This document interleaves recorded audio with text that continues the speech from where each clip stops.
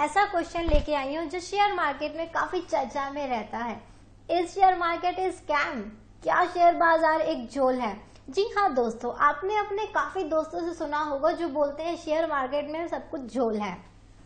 आइए इसे डिस्कस करते हैं दो कंपनीज के एग्जांपल से, रिलायंस इंडस्ट्रीज एंड टीसीएस। हाल ही में आपने न्यूज़पेपर में पढ़ा होगा, ये दोनों ही कंपनीज अपने मार्केट कैपिटलाइजेशन को लेकर काफी चर्चा में रही हैं। दोनों का ही market capitalisation almost $100 billion cross कर गया है। According to Indian currency it would be around like 7 lakh crore rupees. और भारत में रहकर तो आप रुपये और डॉलर का रिश्ता तो बखूबी समझते होंगे। हमारे यहाँ तो डॉलर का बढ़ना और रुपये का गिरना पीएम के प्रतिष्ठा से लिंक किया जाता है। एनीवेज, मार्केट कैपिटलाइजेशन का मतलब है market value of all share, market value of one share multiply by number of equity share outstanding. अब जो लोग मार्केट शेयर बाजार को एक स्कैम बोलते हैं, वो बोलते हैं ऐसा क्या है रिलायंस के पास 7 लाख करोड़ रुपए का, ऐसा क्या है टीसीएस के पास 7 लाख करोड़ रुपए का। वो बोलते हैं अगर हम रिलायंस की बुक देखेंगे तो उसमें अगर टेंजिबल असेट्स देखेंगे, टेंजिबल यानी कि जो चीज आप देख सकते हैं, building, fixture, plant and machinery, उसकी वैल्यू रिलायंस की बुक में अराउंड 1 लाख करोड़ रुपीस की है। अगर इनटेंजिबल की बात करें, इनटेंजिबल में आ जाएगा brand, goodwill, patent, trademark, technical know how, business secrets, उनकी भी वैल्यू उनकी बुक में अराउंड 1 लाख करोड़ रुपीस की है। दोनों का सम करेंगे तो it would be around 2 lakh crore rupees. अब वो लोगों का कहना है जब रिलायंस की बुक उनके असेट की value 2 lakh crore rupees show कर रही है तो मार्केट में वो 7 लाख करोड़ रुपीस कैसे है? They want the justification. जब रिलायंस की बुक्स ही बोल रही हैं हमारे शेयर का वैल्यूएशन, हमारे टोटल असेट की वैल्यू 2 लाख करोड़ रुपीस की है, तो मार्केट में वो 7 लाख करोड़ रुपीस कहां से आया? इस चीज को लोग झोल बोलते हैं। तो इस बारे में मैं कहना चाहूंगी, जो लोग इसे झोल बोलते हैं, एक स्कैम बोलते हैं, उन लोगों ने शेयर वैल्यूएशन अर्थात मार्केट कैपिटलाइजेशन में दो कंपोनेंट्स को तो शामिल कर लिया है, that is tangible fixed assets and intangible, tangible assets and intangible assets. But वो लोग एक बहुत ही इंपॉर्टेंट कंपोनेंट को भूल गए हैं, that is growth.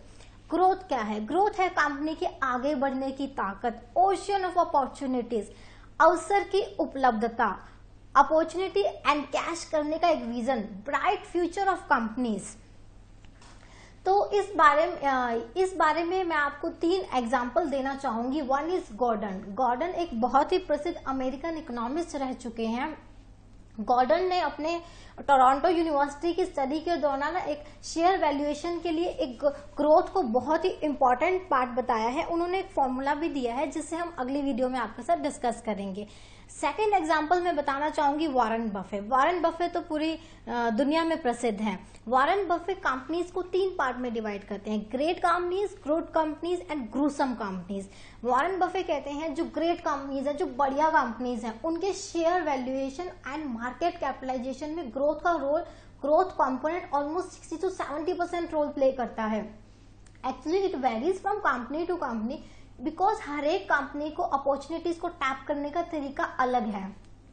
Third example मैं देना चाहूंगी एप्पल। एप्पल वर्ल्ड की पहली कंपनी है जो $1 ट्रिलियन मार्केट कैपिटलाइजेशन में एंटर कर गई है। $1 ट्रिलियन काफी कंट्रीज की जीडीपी से ज्यादा है। एप्पल का मार्केट कैपिटलाइजेशन न्यूजीलैंड की जीडीपी से ज्यादा है। तो दोस्तों बेसिकली मैं समअप करना चाहूंगी, share valuation and market capitalisation के 3 कंपोनेंट्स होते हैं। One is tangible assets, second is intangible assets and the third and important component is growth. अब आपको इस ग्रोथ को आइडेंटिफाई करना सीखना है। इसको आइडेंटिफाई करने की एक कला है। इस ग्रोथ को आपको कैलकुलेट करना सीखना है, कैलकुलेट करने की कला है। जिस दिन दोस्तों आप ये आइडेंटिफाई एंड कैलकुलेट करना सीख जाएंगे, उस दिन आपको शेयर बाजार में पैसा कमाना आ जाएगा। आपको वॉरेन बफे की तरह कंपनीज को 3 पार्ट में डिवाइड करना आना चाहिए। कौन सी कंपनी बड़ी है, आपको उनको आइडेंटिफाई करना सीखना है। इसीलिए हमने ये चैनल बनाया है। आप लगातार हमारे साथ फाइनेंशियल गॉसिप में जुड़े रहिए और हम आप तक ऐसी बातें लाते रहेंगे। Thanks for watching. Bye bye.